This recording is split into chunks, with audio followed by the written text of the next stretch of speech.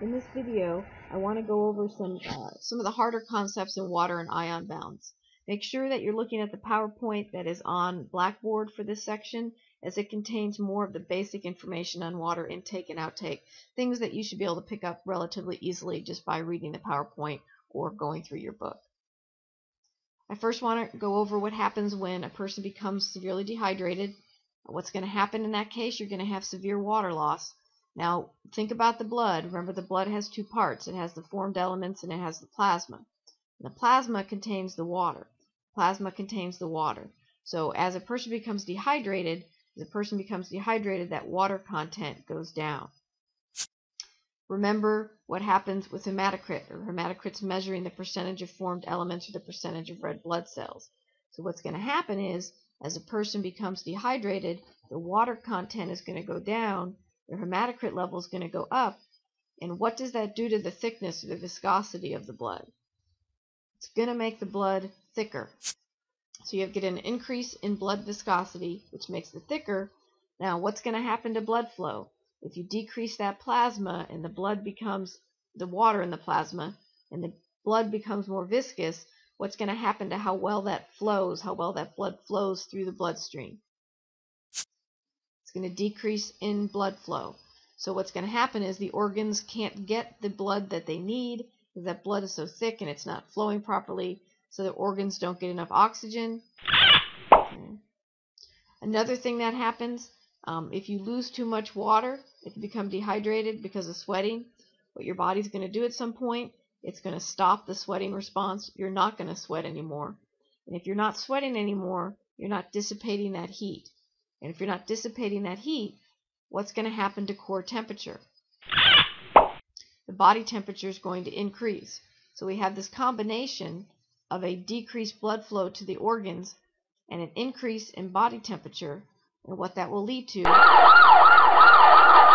it can lead to death ultimately. If you see someone and they're in heat stroke or even heat exhaustion, with heat stroke they're not sweating anymore, giving them a glass of water is not going to help. You need to try to cool their body down, and you need to call 911, as they'll need more fluids to increase the water content, again, to get blood flowing properly. So that's the process, the basic process of what happens when somebody becomes dehydrated. Now let's talk about how water levels are controlled in the blood. They are controlled through antidiuretic hormone, or ADH. The distal convoluted tubule and the collecting ducts of nephrons are impermeable to water unless you have the presence of ADH. And I'll review the nephron in a second. So if there's a decrease in water content in the blood, and remember, we are concerned about what's in the blood. In terms of maintaining homeostasis, what's important is what's in the blood.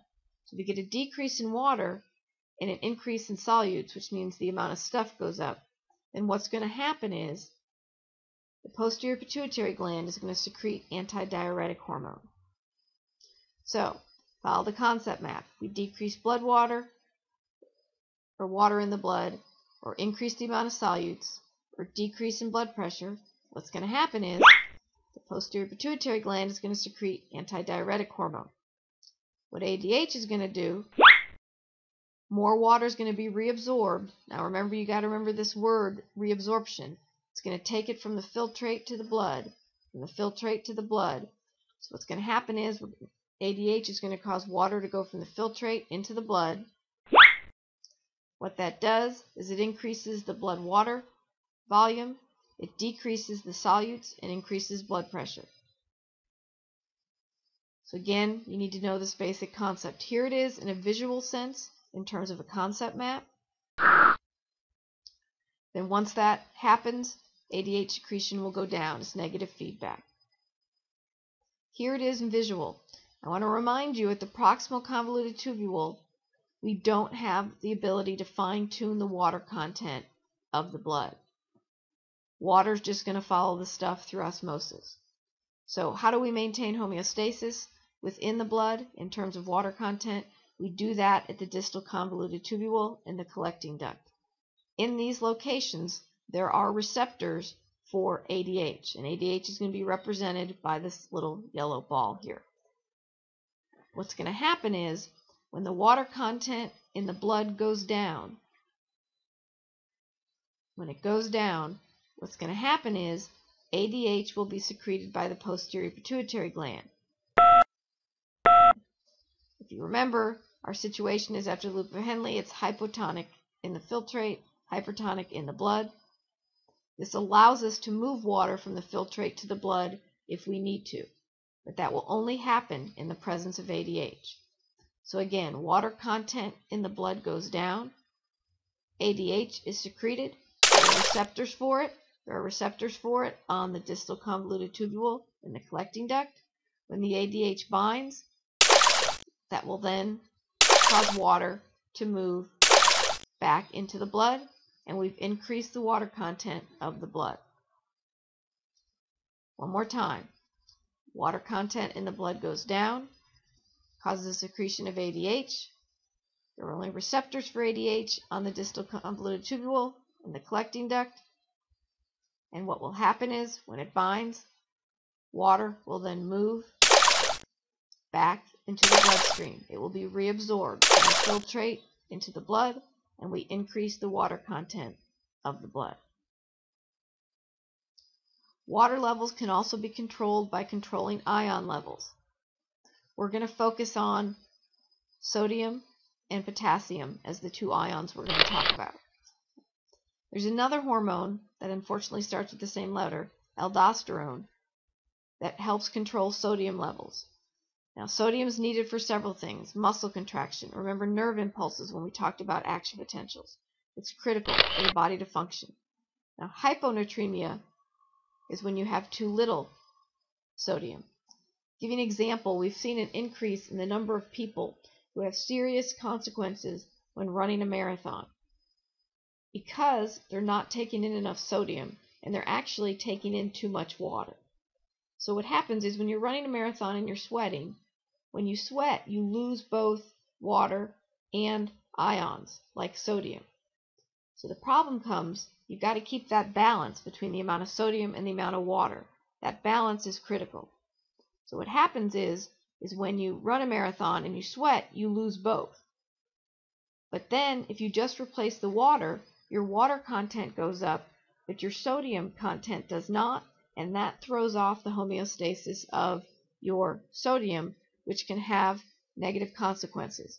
So it's important when you're doing a long-term event and you're sweating a lot to replace both the water and the sodium. So people have gotten in trouble and actually died from the fact that they have too much water, but they have too much water in relationship to the amount of sodium. So you have to make sure that you're replacing both. Hypernatremia, too much sodium can also be a problem. Here's one thing you need to understand about the kidneys. They can get sodium into the blood if sodium's too low, but they can't get rid of it if the sodium level's too high. So we don't have a way to secrete sodium. So with people with high blood pressure, what can happen is, if they've got too much sodium, it stays in their bloodstream, which attracts more water and can increase their blood pressure. Here's what happens when sodium levels decrease. So sodium levels decrease. The hormone aldosterone is secreted by the adrenal cortex of the adrenal glands. Aldosterone is going to cause sodium to be actively reabsorbed, again going from the filtrate to the blood. But again, the receptors for ADH are only located in the distal convoluted tubule and the collecting duct. So when we reabsorb sodium, blood sodium goes up. That should make sense. When blood sodium goes up, then we decrease the secretion of aldosterone. We also can increase the amount of water. Again, when you sweat, you lose sodium and water, so you're most likely going to be secreting antidiuretic hormone as well as aldosterone. So when the sodium moves back into the bloodstream, so will the water. Okay.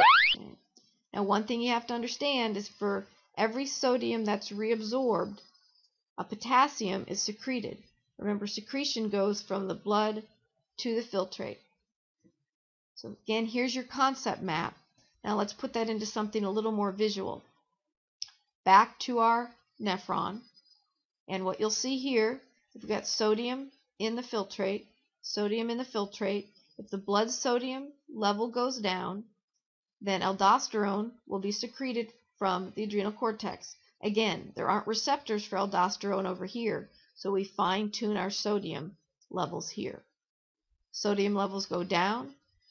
Aldosterone is secreted by the adrenal cortex, binds to receptors for that hormone, and what it's going to cause sodium to be reabsorbed, but for every sodium that's reabsorbed, a potassium is secreted.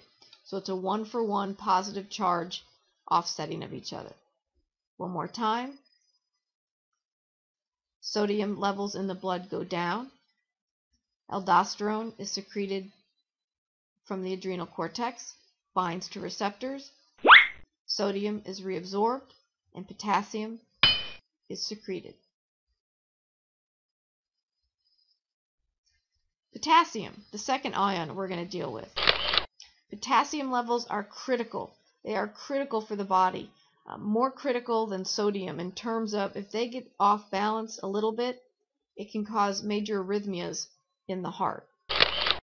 So if too much potassium can be secreted. If you have too little, the body cannot reabsorb it. So it has to be in your diet. It has to be in your diet. So again, potassium, critical. Very narrow range of acceptable values for potassium. So how is potassium maintained?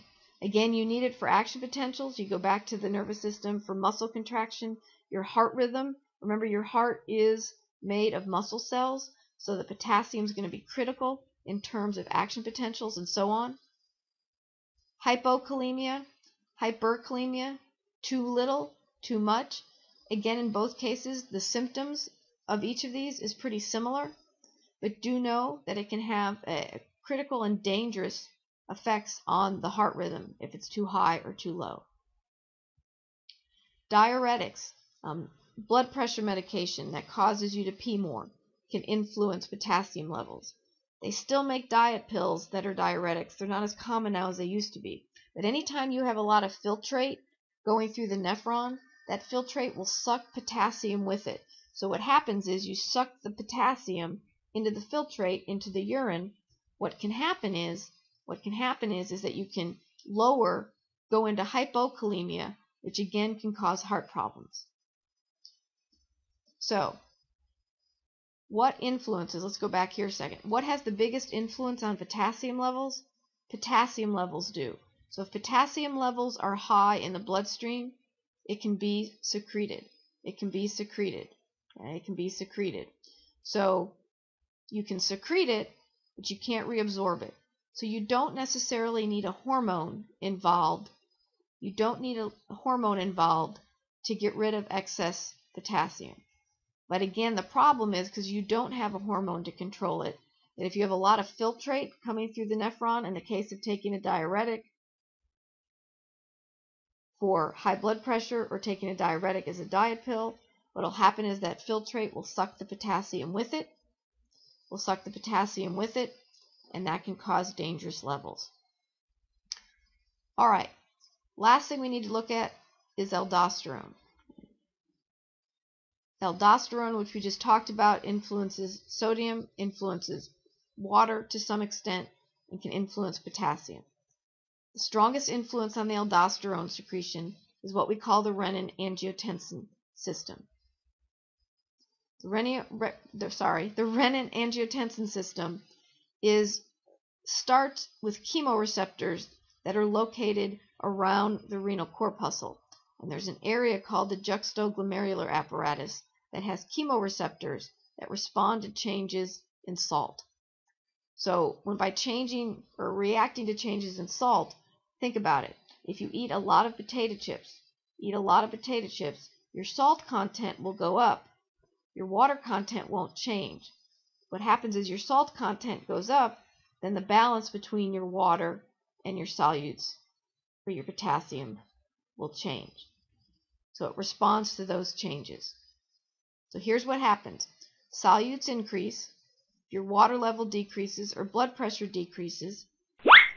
That's going to cause a secretion of ADH because your water decreased. What that effect will have is that it will increase your water content, but you're also going to get this juxtaglomerular apparatus with chemoreceptors to secrete the hormone renin. What renin will do, renin will convert angiotensinogen, which comes from the liver, it will convert it to angiotensin 1. So you only have angiotensin 1 when you have renin, and you only have renin in these three situations. Angiotensin 1 will then flow through the bloodstream, head to the lungs. In the lungs there's an enzyme that will convert angiotensin 1 into angiotensin 2. Angiotensin 2 will do several things. One, it will cause vasoconstriction. If the blood vessel constricts, what's that going to do to blood pressure? It's like putting your thumb over the end of a hose. It's going to constrict. It's going to increase blood pressure. Angiotensin 2 is also going to cause aldosterone to be secreted.